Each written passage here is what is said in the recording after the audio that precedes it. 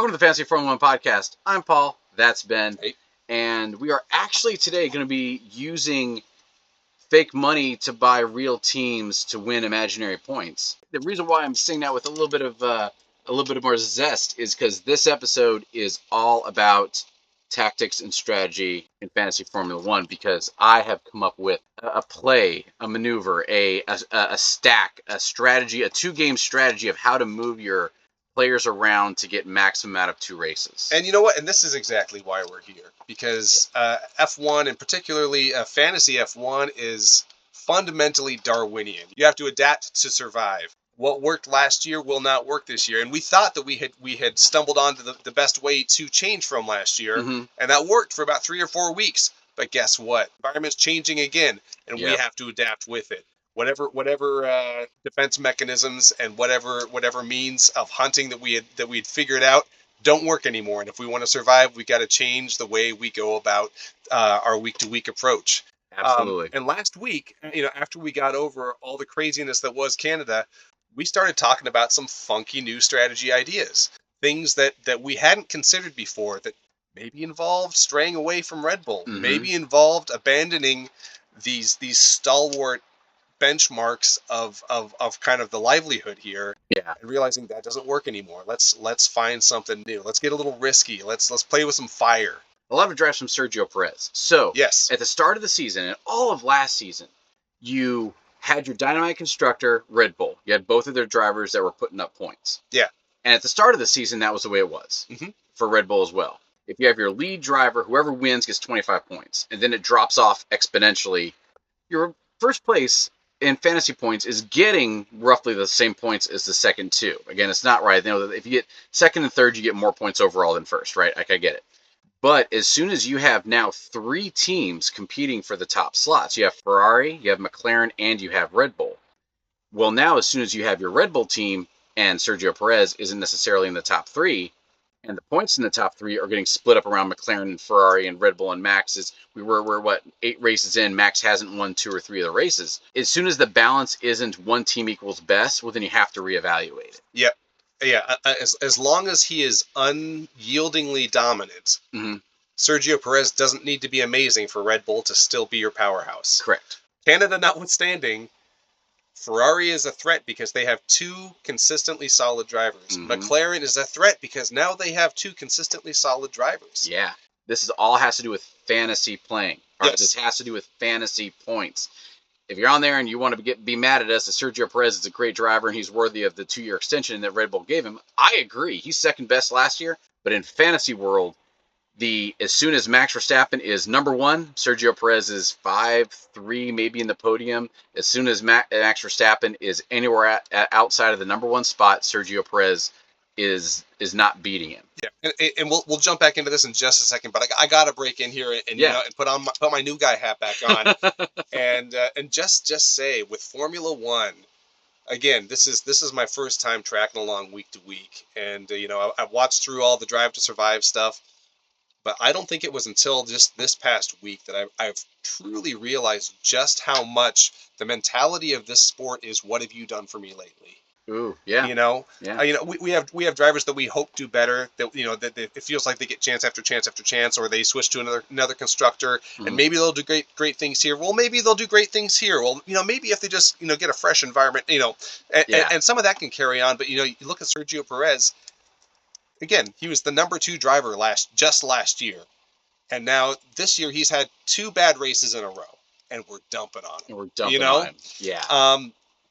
It's just wild how quickly the fall from grace can come. And and again, I think this is where your wife came to save the day with the perfect terminology for this discussion point, which is that prospect or suspect, baby. That it is such a razor thin line, where we have to interpret, was this disaster our driver's fault? Yeah. Was this disaster indicative of a major performance failure on the constructor's part? Or was this just the rain on a weird Sunday? Yeah. and because you're going to make major moves, you're going to completely restructure your team around your presumption that either your driver is failing or that you're going to stick with them even though they cost you this week. And so that is a perfect segue into looking at my team. Normally we look at your teams. Yeah, no, we're going to be looking at my team. We're getting a peek behind the curtain. If you are one of the few people who are actually following us, please follow and recommend to your friends and all the 5 stars. But if you are one of the faithful few here so far, we're getting a peek behind the curtain at Paul's team. So this is a fun week. So if you look at my we'll do our best to paint word pictures, but this is actually going to be one you want to watch because we're going to be showing a screenshot of all the teams and all the magic we're going to be doing. If you look at my team, I have Max Verstappen on one team, but I am gone completely McLaren and completely Ferrari. Yeah, I see that. Constructors on all 3. Yeah. Okay. Woo. Why? A couple things led to this, and this is going to lead into the actual big tactical discussion here. Why? Well, if you look at McLaren, over the last 3 races, Italy, Monaco, and Canada, they got 64, 56, and 57. Yep. 160, 73, 77? 177 points? 4 plus 6. 177. Yeah, you were right. 177 over the last 3 races for McLaren. Then, and I have to make sure I can actually have to go to manage the team. Then you have to remove your team. And I guess you don't. Then come in here and find a constructor. Red Bull, over the last 3, 61, 8, 25. Which I'm no mathematician, but that's nowhere near 177. That's looking at, 69, 79, 89. Sub 100 points. Sub 100 points, right? 94. And the scary thing is Canada is 25 points, and that's with Max winning that race. With Max winning the race. Yeah. All right? And got it. Sergio Perez, got it. We're not going to belabor that point, but he got a DNF, and that sucks. But you have to look at the trends. And over the last 3 races, Red Bull as an entity, forget who's involved in it. If you look at Red Bull Racing as its own entity as a constructor, they're not putting up the points. Right. So how much longer will this go? Will Max Verstappen and Sergio Perez get 1-2 over the next 10 races and just crush it? It's possible. Yeah. But we can't gamble on that. You can gamble on it with a team if you want, a singular team. But I looked at this and looking at the past, I couldn't stay with Red Bull Racing as a constructor because they cost $28.8 million. And McLaren is as soon as your team does well, you go up. Yep. As soon as your team does poorly, you go down in value. So if I stay with Red Bull and they stay consistent in value, and McLaren keeps inking its way up in 2-3 races, I might be able to afford the constructors, but I will not be able to afford the drivers. And so this is an interesting point right now that you just made about the value going down. This is where you find opportunity in the failure of your high profile drivers. Mm-hmm. This week specifically, leading into Spain. So whenever you're listening to this, if it's before the Spain race, this is only relevant to this week. Ferrari's $1 million cheaper. Yep. I'm sorry, $500,000 cheaper than they historically have been because both of their drivers DNF'd last week. So Leclerc, good driver. Sainz, good driver. Their failure is our opportunity to get a high quality constructor and possibly high quality drivers on your team for significantly cheaper. So if you weren't a Ferrari person, you can grab Ferrari as a constructor, potentially Charles Leclerc, and maybe Carlos Sainz for a combined $1.5 million less this week than you would be able to get them at any other time. And I'm sorry, I'm probably jumping into other talking points down the road. I'm looking as a segue. This is the perfect segue because I should have, if you listen to this podcast, you know, because of the previous season and early this season, I didn't trust Ferrari. Sure. Right? They broke my heart so much last year that I was like, I just can't do it. So I got on the Ferrari bandwagon a race or so late. This is maybe not. It's easy to look back and say, "Wow, I should have done this way." I goofed it up. I should have had Ferrari earlier. I'm not looking at this as you're absolutely right in what you said. Let me rephrase. I'm not looking at this as ... new sentence, new paragraph. You're absolutely right in what you said. We shouldn't look at this as we have a chance to get it. We should look at this as we have the last chance to get it. Yeah. Because if you want to have a team that is Ferrari or dominant, that you have both Ferrari drivers and the Ferrari constructor, there will not be a way. They're doing so well and their value is going up so much that it will be impossible to have an all Ferrari team period going forward and have any sort of constructor that'll work well with it. Yep. There will be no way to do that. Starting as soon as they don't get a double DNF in Spain, their price will jump back up at least a half million each, probably $1 million as soon as Leclerc wins. Yeah. His price will jump up $1 million, and now you're $1.5 to $2 million out of the range of being able to do this. So that's what's driving this whole tactic conversation, because I'm looking at this and I'm like, all right, this is the last chance to get all Ferrari. Can you get, and I'm going to direct everybody's attention to the screen now, can you get all McLaren?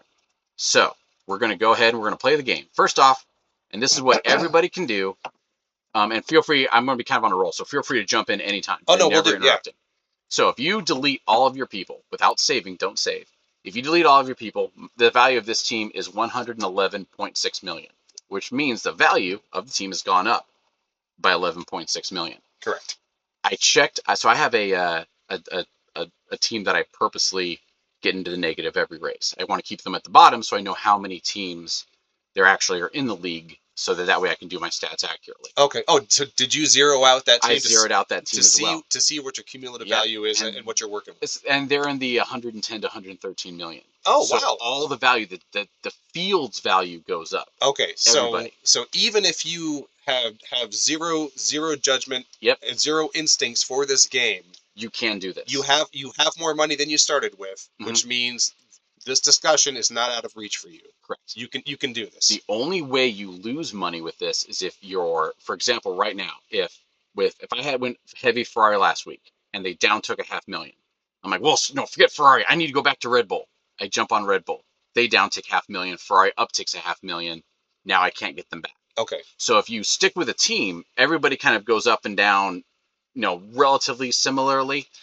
But yeah. So as soon as you are off of Ferrari is going to go back up in value, assuming we believe, and we'll get to that in a hot second, assuming we believe they're going to do better. You will not be able to afford Ferrari, because whoever you have, as soon as Ferrari does better, other teams are going to do worse. Yep, I got you. So to summarize real quick, though, what we're trying to do right now is say, can we have a full team that includes both Lando Norris, Oscar Piastri, and McLaren as a constructor? Correct. We're putting all our eggs in the orange basket. Because McLaren's value is going to go up. Lando Norris's value went up $0.2 million last year. They're going to continue to go up. Max Verstappen, Sergio Perez, maybe Sergio Perez, but Max Verstappen isn't really going up in value too much right now. Right. And so the potential challenge here is you cannot staff a team with just the drivers that you want and then leave the other roster spots empty. I wish you could. You have to accept the potential liability that comes with those lower tier drivers, as well as working within your existing budget. So we're going to go and try this. So we're going to go Lando Norris, Oscar Piastri, and we're clicking around on the thing and on the website of the McLaren. So you're going from 111 to you have 38 million remaining, and you still have to fill in a constructor and 3 drivers. Yep. So we're going to go to the very bottom, go to the driver menu, click value, and scroll to the bottom. So right? Why are we jumping back to drivers? Why not go constructor right now? Because the most important thing you can do is have a solid constructor. Yep. You have to. We've talked about this before. Constructors bring in so many points for the good ones. Yeah. That you have to have a solid constructor. So we're going to get space fillers to minimum fill in the drivers and then get as good a constructor as we can have, and then reevaluate it and take a look at it. This is a big massage time. Okay. Yeah, that makes sense. So my countryman, Logan Sargent, love you, dude. You're on here. Still an F1 driver, baby. And he is a net 0. So right now, he's netting you 0 points, which is better than Alex Albon, which is better than other people. So technically, right now, you can buy Logan Sargent and hopefully just have him just be a wash. Yeah. Which, again, in this race, as you alluded to a minute, in Fantasy Formula 1, having a driver that is just going to not hurt you is wonderful. Right. Because if you range it by season points, you have Alex Albon is underneath Logan Sargent, and Daniel Ricciardo is at 8 points. Valtteri Bottas is at 19. Yep. So Daniel Ricciardo's at 8, and 40% more expensive than Logan Sargent. So you pay high dollar prices for drivers that will get you points. You pay low dollar prices for drivers that you hope will not lose you anything. Exactly. Correct. So back to value. And please feel free to comment, question. We do answer those, so please do that. Okay, so Logan Sargent, I say all that saved. We're going to be continuing kind of faster because I'm really excited about this. Yeah, let's do it. Logan Sargent, he's on the team. Joe Gonyu, 7.9 million. He's up $500,000 from last week. Why? Because he has 42 points. Wow. Right? So yeah, we're going to get him on our team. Even if we could pick other people, we'd still want him on our team. And then Valtteri Bottas has 19 points, and he's at 8.8 million. Nico Hulkenberg, 8.0 million. And then Nico Hulkenberg has 8.8 million at 34 points. So Valtteri is still the cheapest. Every tenth of a million matters. Yep. So there we go. Now in this team we have 17 million left. You know, we're playing with silly money when instead of saying $100,000, you just say, tenth of a million. A tenth of a million. That's right. A tenth of a million. So then we go over to constructors. Who do we have? Aston Martin. Aston Martin, which has 184 points on the year, which is not bad. You're in a weird gap because the next level up is Mercedes at 365 points. Yep. And then RB right below them. VCAR, but below them at 104 points. Yeah. So you have your Ferraris. Sorry, your Mercedes at the step to the top. You have your VCARB and your Haas at the step to the bottom, and you have Aston Martin that's right there in the middle. So here is if you want a McLaren team, Norris, Piastri, McLaren Actual as a constructor, you have both of the Kick Sauber drivers, you have Logan Sargent, and you have Aston Martin.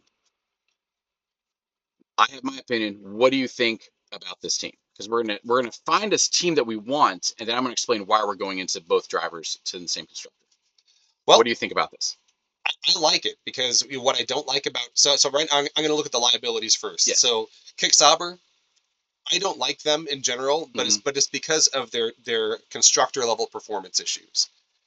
Generally, again, there are exceptions. Everyone has DNF at this point except for Oscar Piastri, right? Yes, absolutely. So understanding that everyone has DNF'd, generally Kick Sauber the problem with Kick Sauber is that they generally don't get points. Mm-hmm.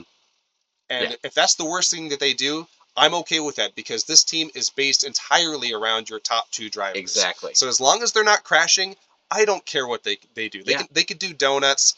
They can and then come in last. Yeah, we don't care. Just don't crash. Qualify last, finish last. Yeah, and we don't care. Similarly, again, it goes against my instincts here just to look at Aston Martin and realize, well, they're not going to be a great performer. They're not going to be great, but they're going to still generally get you points. Mm-hmm. And so understanding now that I have McLaren, and they're on a hot streak. Yeah, I'm excited. I'm excited for this. So the thing that I like about this build is that about Aston Martin is right now both of those drivers are swinging for the fences. Yeah. Lance Stroll's driving like his life depends on it, and Fernando Alonso's driving like he has nothing to lose. He's on his last deal for as he says, his career. Right. And he's just taking every alternate strategy. He's putting on softs when everyone's going mediums. He's putting on wets when everybody's going inners. Like he's just going for it. Yeah, that really wasn't him. I'm gonna side note real quick. Did you see recently? Lance Stroll had a press conference and he talked about his future plans. No, where surprisingly he does not plan on moving from Aston Martin. Oh, I'm shocked. I'm blown away. But he's not confirmed for 25 yet. So ooh. I mean, he's gonna be there. But still, but right now technically the chair is vacant. Right there we go.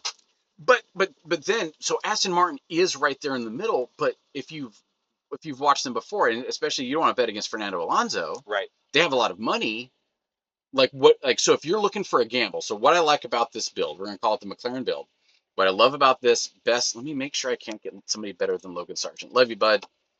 My countryman. You still have 7. Okay, you have no. You can't. I can't. I think we're out. Let me go value down. Logan is 5.9 million. Everyone else is at least 7.9 million. So what we can do is we can add Logan, and we can get rid of Valtteri, and we can get on up to get Yuki Tsunoda.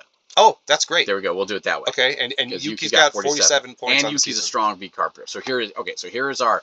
We have all of McLaren. We have Sargent, Joe Gonyu, Yuki Tsunoda, and Aston Martin. That makes me feel a little bit better. It does. But what I don't like about it is if McLaren has a Ferrari in Canada week, this team is not going to do anything You're for gonna you. get you're gonna go negative and that's what I liked about kind of the old ways of Red Bull and Ferrari. Yeah. Generally, if Ferrari had a bad day, you've still got Red Bull. Max Verstappen doing his thing. If Red Bull goes out, you've got Ferrari. You're going to get you're going to generally get some points out of that week. Mm-hmm. This is not that, but if you hit, you hit oh, big. yeah, exactly. And it's not crazy to think that you're going to hit big with this team. Yeah. You know, know? it's they're doing better. Oscar Piastri is still the weaker of the two. Yeah. But if you look at him, he's a solid. In Spain he came in. So in Canada he came in 5th. In Monaco he came in 2nd. In Italy he came in 4th. Yeah. So he's top 6 consistently, and his value is doing nothing but going up.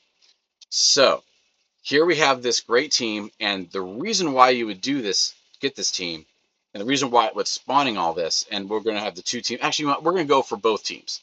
We're going to have a McLaren build, and we're getting to the Ferrari build, and then I'll talk about the strategy as to why we're even having this conversation. Yeah, let's do it. Yeah. So here's the McLaren build. Where's my phone? I'm going to take a screenshot of it just so I can recreate it. And without and there's that. And okay, cool. So now let's think. We're not going to go all in McLaren. Let's try going all in on Red Bull. Yeah.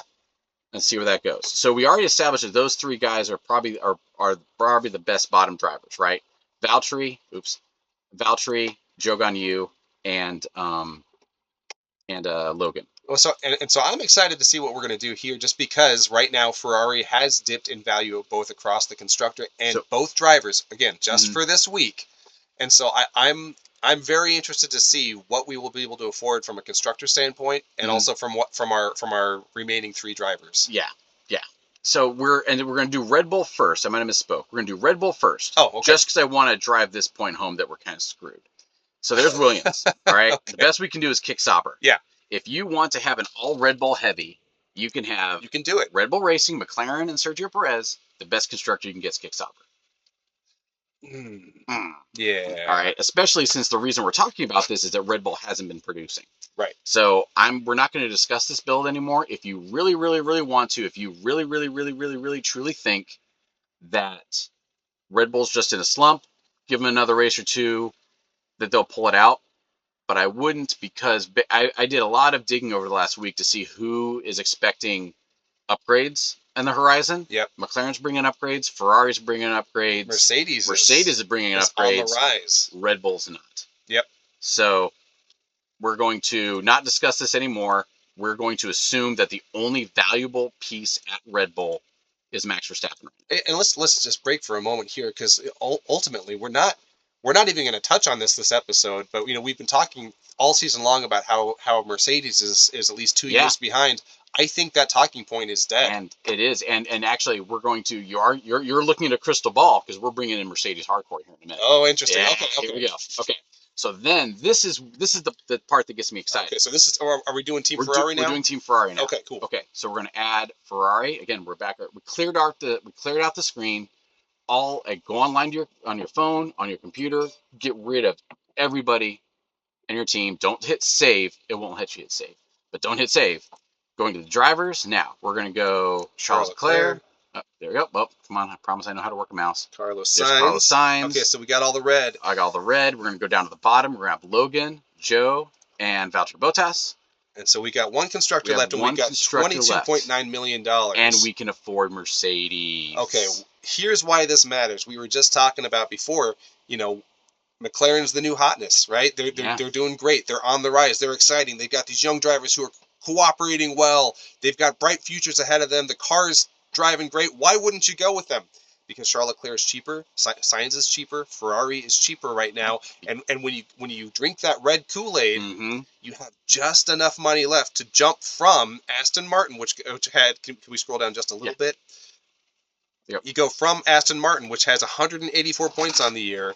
You have just enough money to go to the other green team, which is Mercedes, for $21.9 million, and you now have a second constructor that has 365 points basically on the season. Double. Even though they are disappointing from a purist F1 standpoint, even though they are not the Lewis Hamilton powerhouse that they were in years past, they are still the number 4 team in F1. So now you've got the number 2 team, the number 4 team, and both Ferrari drivers. Yeah.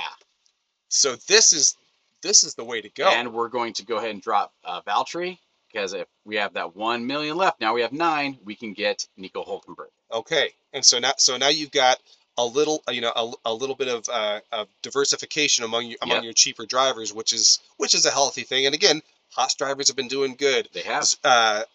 Kick Sauber's not doing great, but they generally aren't crashing. And then you got Logan Sargent, but still. Yeah, Logan Sargent. and the thing is, as soon as Logan Sargent has put up good points, we will go. He has. Let's talk about him real quick. For the money. For Canada, -19, he DNF'd, got it. Monaco, he got 1, fine. Italy and United States, he was in the negative. Okay, so to be fair, he's had a bad 6 weeks. Bad 6 weeks. But cumulatively, he's got 0. Which is okay. Which is fine. For $5.9 million. Especially if Logan Sargent is the biggest liability you have to take by getting all this, because as soon as you want anybody other than Logan Sargent, this build doesn't work. So let's get rid of everyone. And we have Mercedes, we have Ferrari, we have both Ferrari drivers. We're going to omit selecting Logan Sargent, going up from the bottom.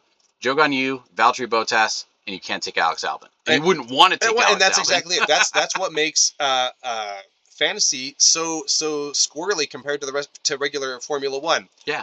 Is Alex Albon driving next year? Yes, he is. Is Logan Sargent probably done this year?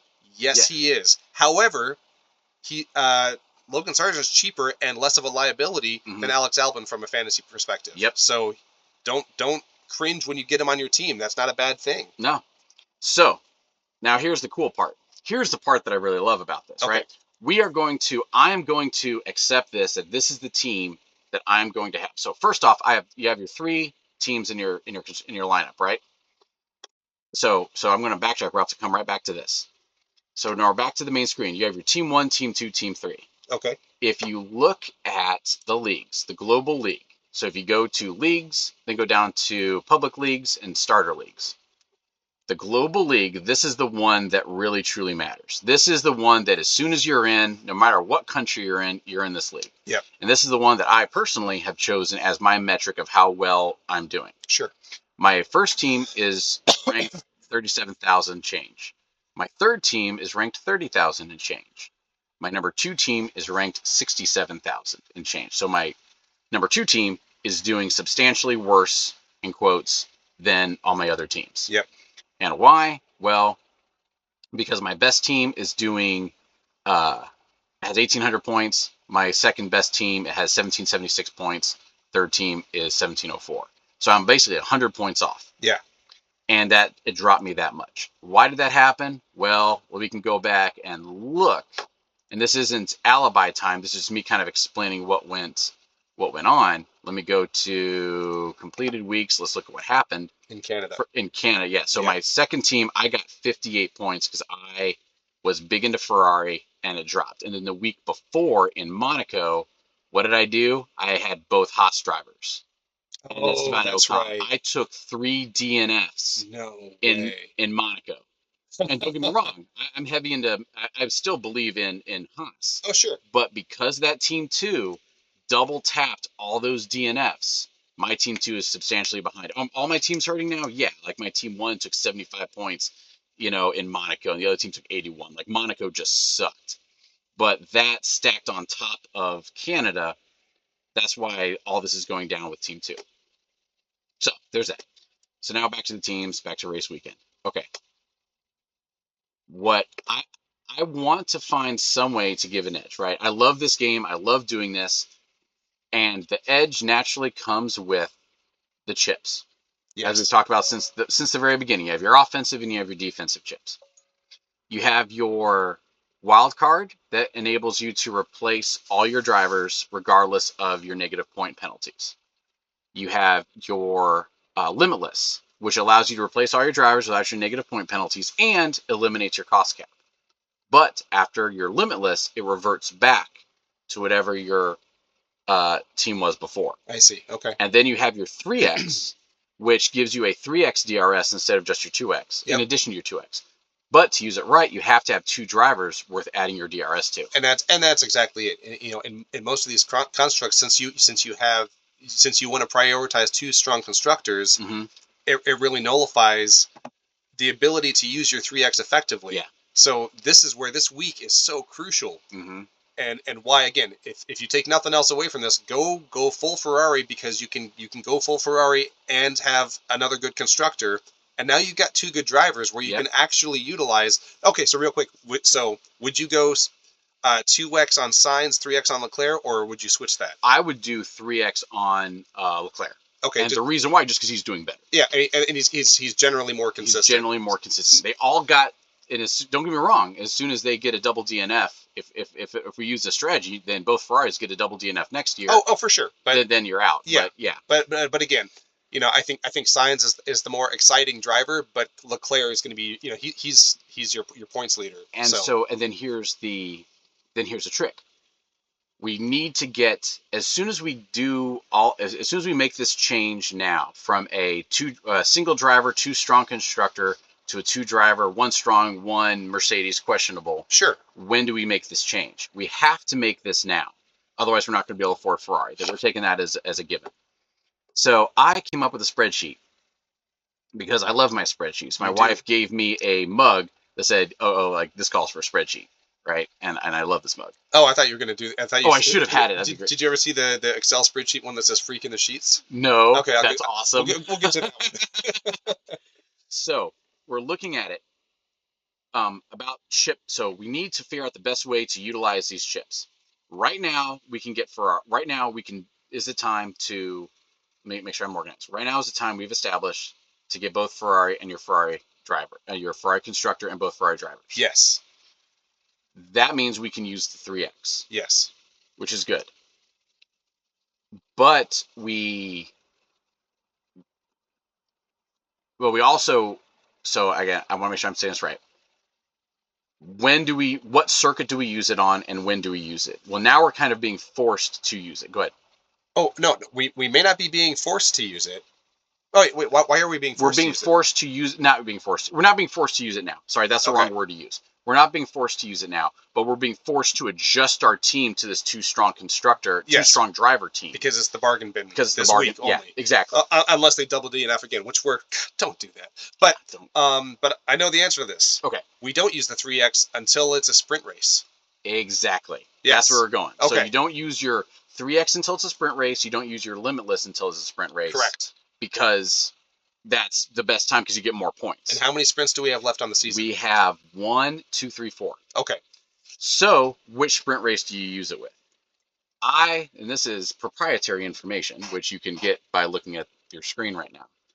I came up with, I wanted to figure out what benefits the top constructors. The more turns and the fewer DRS zones, the more bunched up the track can get, the more chances people have to slow down and turn. Oh. It benefits the back of the pack because they can catch up to you. That's right. Because accidents can happen. Because whatever, that benefits other people. As soon as you have a Haas right next to Red Bull, what makes the Red Bull leave? What makes the Red Bull get away? Straightaways and DRS zones. If you have Sergio Perez coming from the back, give him and a Red Bull plenty of DRS, plenty of long straightaways, and few turns. That will benefit the faster cars over the slower ones. And so, again, this is a beautiful moment right now. I don't know if you guys have seen that movie, A Beautiful Mind, with Russell Crowe, where he's doing all the chalk on the window panes. Right. And then, he identified, here's this key variable that we can identify and exploit. That's exactly what Paul's doing right now. He's having his Russell Crowe moment. I'm loving every minute of it. Hopefully without the schizophrenia. But you never know. No, we're doing fine. No. I promise I really am here.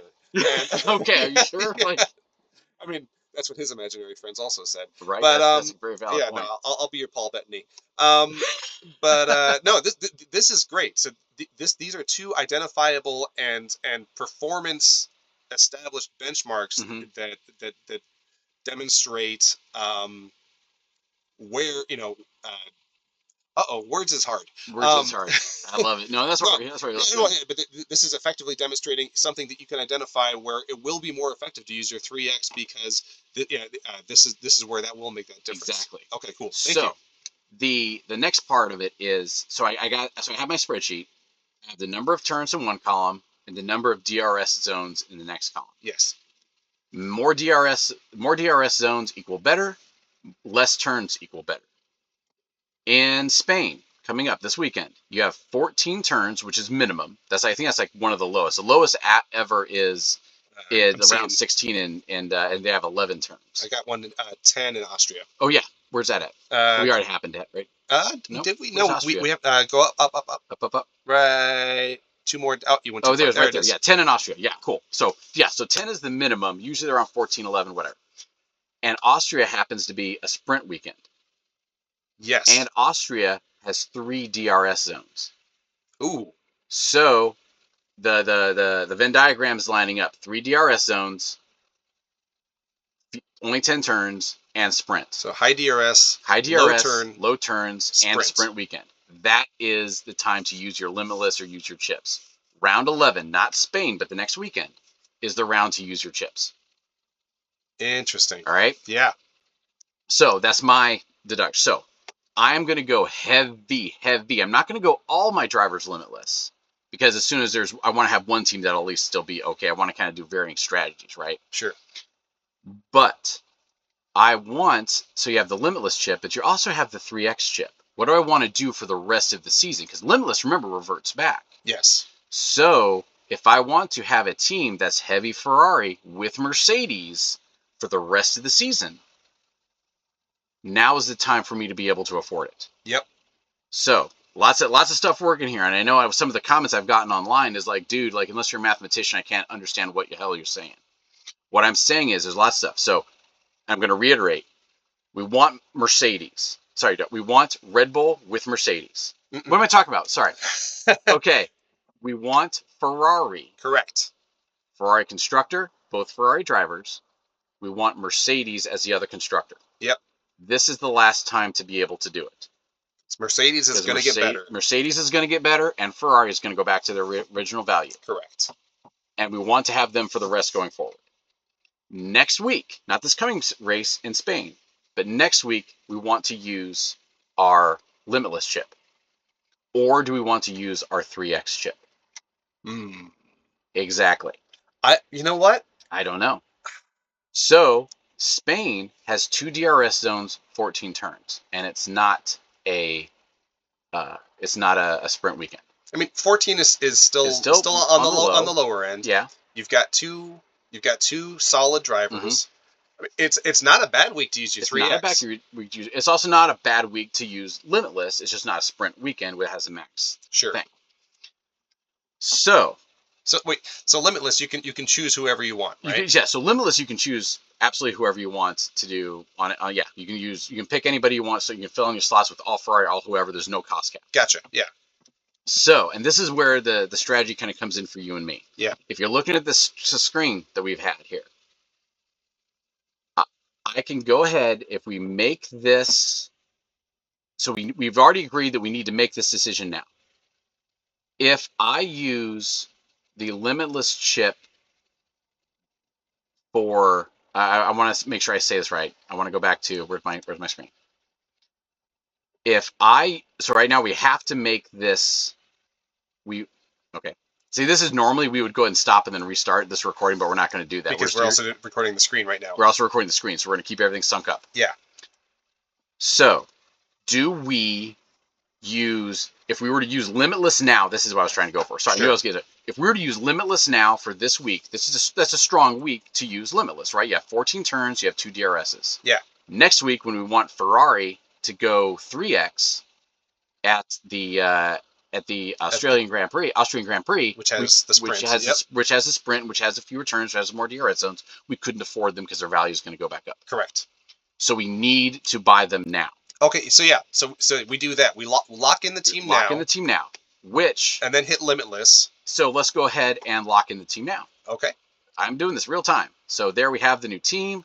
There's no, we don't. Nope, sorry, we don't have it. Sorry, that's why. Okay, there you go. Thank you. So we're going to get rid of all these cats. I'm going to go ahead and move Ferrari over there just because I enjoy my add constructor. I like my symmetry. We're going to add Carlos Sainz. Then we're going to come down here. We're going to evaluate. Come all the way down. We're going to add Logan Sargent, Joe Gagnon, and then we're going to add Nico Hülkenberg. And then we're going to come back into constructor and add Merck. 0.2 million out. Yep. Does this look right? It does. Continue. Continue. Now let's look at this. This is where I'm going with this. We have one too many, for my build, we have one too many trades. I mean, take the 10-point hit. Take the 10-point hit? Yes. I completely agree. Confirm change. I just took our 10-point hit. Now we're negative 10. Now here is the next part of this question. This is why I was kind of stuttering through a minute. Thank you for staying with me if you guys did.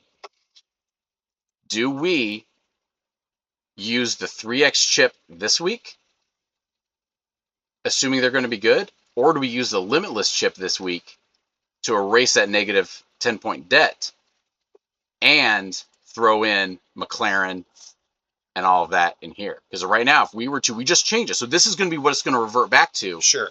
After the Limitless. We could, on what we just did, add Limitless, add McLaren, both McLaren drivers, and Max Verstappen for this Spain coming up, and then have it revert back and use the 3X for the Austrian Grand Prix. I say, I would say we do that. I hadn't considered the negating of the negative 10-point. But we're using Limitless the week before. We're negating a 10-point, and we can use all these drivers on a strong circuit, and then use the 3X for the Austrian. Well, yeah, and I think that's the way to go.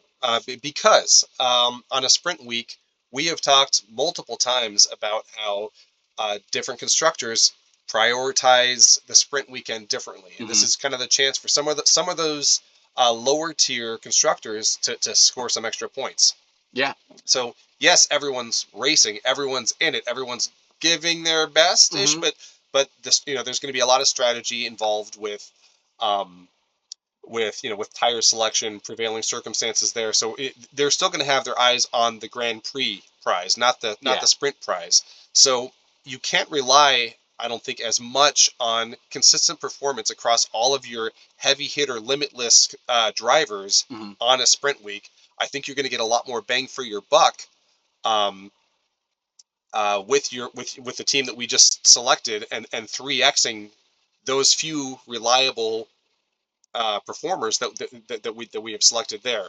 So this week Spain would be the week to go Limitless. Yeah. Just because I think there's going to be a lot more you can count on in terms of those higher end drivers that you're going to be able to have access to. And you do cover off your bets a little bit, because so many people are bringing in upgrades.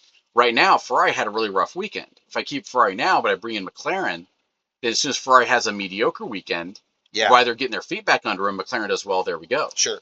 No, absolutely. So, quick question. Yeah. If you do go Limitless this week, are you dropping Mercedes and taking McLaren, or are you taking Red Bull? I'm dropping Mercedes and taking McLaren. Okay. For the Limitless. Correct. Yeah, so I'm dropping Mercedes, absolutely. Yes. So then are you going 2 McLaren drivers and McLaren as a constructor as well? Or are you going Red Bull and Red Bull and Red Bull? I am going to apply. So some people might ask real quick, why not use your wild card to get it in? You could, but I'm going to before I answer your question, I'm going to harken us back to this little thing. And this is a very valid thing we're going to discuss here. So as soon as we get, the last 3 sprints, once you get that late in the season, it's pretty well established, and you get teams stop putting money into their cars, stop bringing upgrades. I have to step away for a second. Yeah? You keep talking. Okay, cool. So as soon as you focus, or you want to put your money in on some of the last sprints of the weekend, some of the last sprints of the season, right? So round 19, you have a sprint race. 21, you have a sprint race. 23, you have a sprint race, and then you're done after Abu Dhabi in round 24. The issue with saving a lot of your boosts and a lot of your chips around then is sometimes you'll come into it where people are just kind of done fighting. They're just not worried about it anymore. They know they're not going to place higher than whatever. They know the constructor or the driver championships out of their reach, so they start putting money into next year's car. And my worry is, as soon as I wait to do all of this DRS stuff and all this, use the 3X, use the Limitless and things like that until round 19 or 21, you run the risk of just not having the team be there. And if you look ahead to round 19, they have 20 turns. Well, that's 6 more turns than Spain and double the turns as Austria. So we don't want that. And then you go on to round 21, and sure, there's 15 turns, and there's 2 DRS zones. That's still more than Spain. That's still 50% more than Austria. And that is so close to the end of the season, a lot of stuff might be kind of sorted out by then. And then Qatar, which is fine, but there's only 1 DRS zone, and there's 16 turns. So those last 2 sprint weekends, I feel, are kind of weak. So the 19th, the second to last, the third to last, and the very last sprint weekends, I think, are weak. As soon as you are looking at round 21, and it's not bad, but at that point, as soon as Ferrari or McLaren is like, hey, the championship's not in our reach, we're gonna stop evolving our car. We're gonna stop evolving our strategy, and we're just gonna take the 3rd place or the 4th place, whatever. Then there's a chance that that's not what we're looking for. There's a chance that it will get diminishing returns at that point. So it means that this round 11 is going to be the last, for sure, big chance when you have all these constructors pushing for it. And this is the perfect time for you to come back, because I'll skip to the punchline. Right now, we have 3 strong constructors. We have Red Bull, we have McLaren, we have Ferrari, and now we have Mercedes. Everybody's in the gunfight. Everybody is trying to be in the top. Yep. As soon as we get to the bottom part of the season, round 19 has 20 turns. We don't want to. That's way too many. We're not going to worry about that. That's a sprint weekend. Round 21 has 15 turns, 2 DRS zones, which is strong, but that's so close to the end of the season. As soon as I know, that's in the zone where people are already starting to put money into next year, and they're not bringing new developments now. Yep. So, to that, looking back up to all this, do I want to take that negative 10 points? I really don't. So, do we use wildcard to do it? We can, but then that negates that 10 points. But we also want to be able to, if Ferrari takes a dump in a little bit, we want to be able to get rid of them. And wild card is permanent, limitless isn't. Oh, interesting. That's right. Yeah. It's kind of a 1 week. It's a 1 week thing. So I'm personally, with this strategy, going to flip-flop what I have here and take limitless this weekend. Yes. And then have split my strategies and have in Austria, one team is going 3x, the other team is going limitless. So let me go like that. So then we're going to head back to here. We're going to apply the limitless chip. Are you sure you want to? Yeah, we do. Do it. You can't ever undo it. Yep, fine. So now we just applied limitless. Now you have to actually make the changes to your team in order to keep the limitless chip. Right now, if I were to backtrack, limitless would go away. Let's demonstrate that real quick. So we backtrack, see it's opting up. We're going to not confirm. Okay, cool. Great. So I'm going to get rid of all these dudes. I'm going to bring in McLaren. And then I'm going to go back to here, get Max, get Lando Norris, and get Oscar. Cool. And then continue. And then, do you sure want to do this? Yes. So now, what have we done? Now I have my limitless team. I'm stacked with the best people available. And next week, it's going to revert back to a Ferrari heavy. So as soon as Ferrari does really well, and their prices all jump $1 million each. And potentially Mercedes jumps up. And potentially Mercedes jumps up. As soon as they do well, then I can afford a team that I couldn't otherwise afford. Correct. And it's still a little bit of questions. So as soon as they do take a huge dump, or as soon as Mercedes gets a double DNF, or as soon as it's like, hey, guess what? All the stuff they brought last week was just a fluke. Yep. I do still have my wild card. And since I will still have all of my since this week I use the limitless, and next week I use the 2x. If for some reason all that doesn't pay out, then the third week I'll have 3 changes I can do to move around without using my wild card. So this podcast has been a lot more stumbling and stammery than I thought it was going to be. No, it's worth it to talk through this stuff. And so here is the next thing I'm thinking about doing that you and I haven't talked about is, do I do the exact same thing except opposite strategy and use McLaren with Aston Martin for Team 3. Because I'm just going to poke around with this one real quick, and this one will be a lot shorter than the other one was. So this one has 111.8, still similar. Yep. If we go both McLaren, we go drivers, we go there, we have 38 million. Let's go ahead and get those cheap drivers. Logan, boom, Valtteri. And we can't afford Mercedes. No. So we go Aston. So I mean, so it becomes identical to the other one. So here's what I would recommend. Yeah. Again, I know we're trying to wrap up. We're like 53 minutes in here. Let's we get to have 3 teams try a litmus test. Right now, we've got Team 1, which is Team McLaren all the way. We've got Team Ferrari all the way. What if we went back to kind of the older tried and true method where we have 2 strong constructors? Let's go Ferrari and McLaren. Okay. And then we have a quick discussion of who is our one big reliable driver, or do we do? Can you do Ferrari and McLaren and a Ferrari and a McLaren driver? Ooh, let's try that. So yeah, here's my Team 3. My Team 1 I'm keeping as is. Okay. Right now, and so there's those drivers. Let's get rid of all these. So we have Ferrari, McLaren. Let's go with the top ones. Let's go with Lando Norris and Carlos Sainz. That's going to be a challenge. That's 14 million. We know right off the bat you can't do that. So let's try Carlos Sainz and Oscar Piastri. Yep. The next 2 down. You've got $20.5 million to spend across 3 drivers. Can we do it? Can we do it? We have value. Go down here. 1, 2. Nope. Oh, can't do it. No. Just missed. Okay, that's Just frustrating. Missed. That's a bummer. So then the question is, then how good of a second driver can we get? So let's do this. How much is Sergio Perez? Ooh, Sergio Perez is more expensive than Carlos Sainz and Oscar Piastri. Okay, so that doesn't work. That doesn't work at all. Okay, so we go on down. We got Lewis Hamilton at 21.4. We know that's still not quite enough. How much are we missing? We're missing. We have 1 million. 7 million. 1 million. We have to find $1 million. Find $1 million somewhere.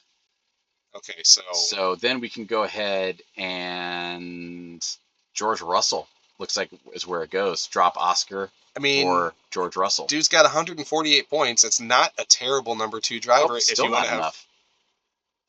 Still, that's shy of us by 0.2. You're right. We're not good at math. Yeah. Okay, who costs $19 million?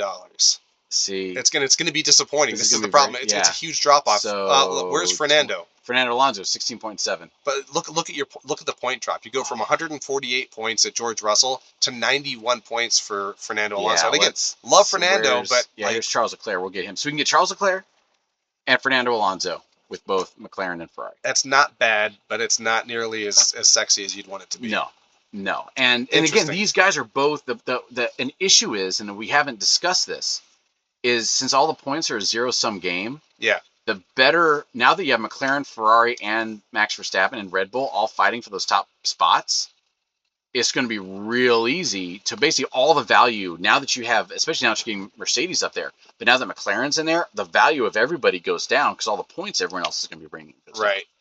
Well, try drop Valtteri for Yuki Tsunoda. And then that way you're... Yuki Tsunoda, there you go. Yeah.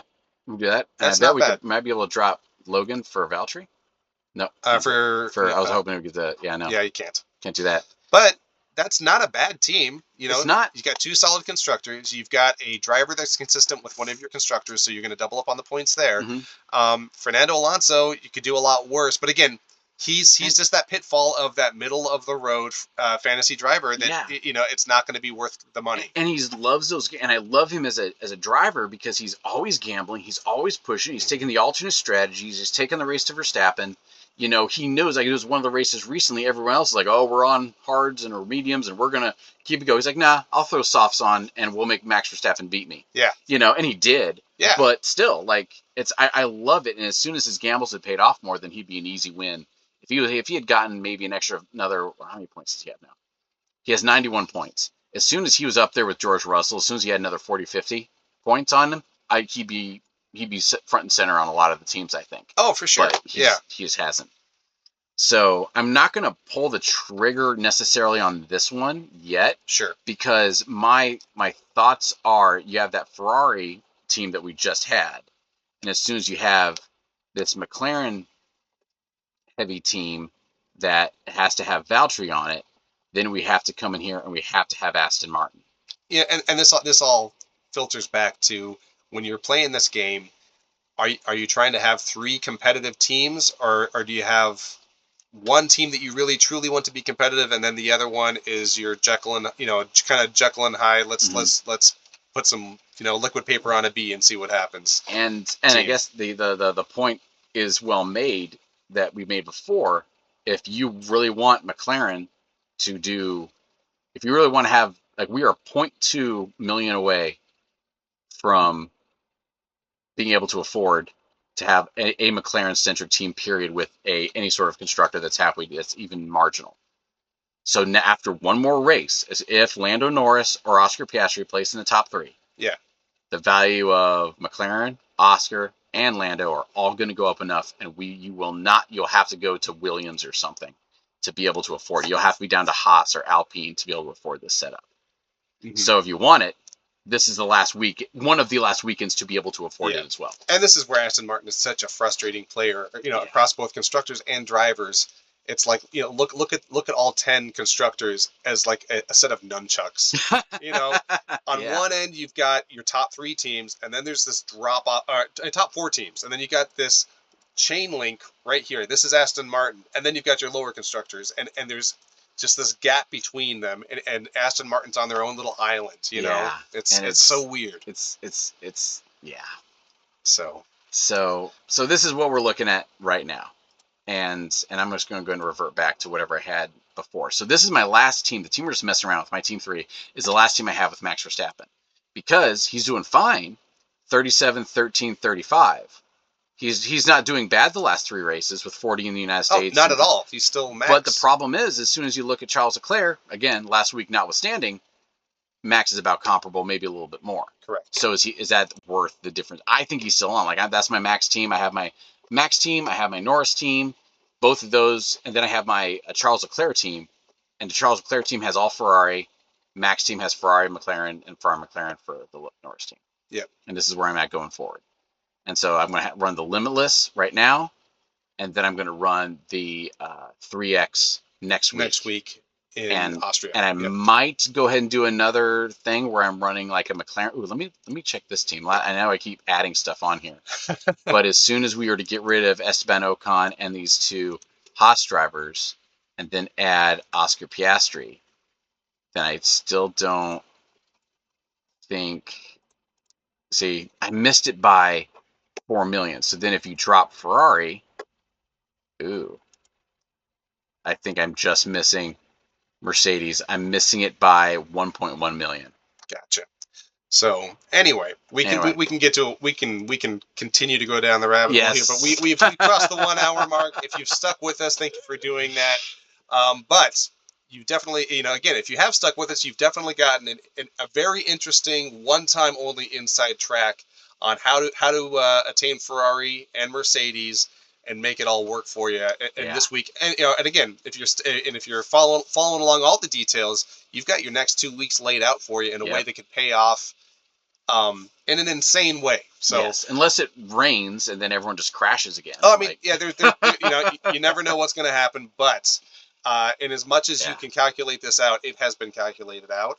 I think it's going to be very exciting over the next 2 weeks, both in terms of how we've applied the chips, how the sprint weekends work out, how these teams continue to evolve from Ferrari bouncing back to McLaren continuing to do better and better to Mercedes re-entering the fight. Yeah. There's a lot to watch for, and so we'll rejoin you after we get back from Spain. We're not literally going to Spain, but after we get back from watching Spain on our TVs, and.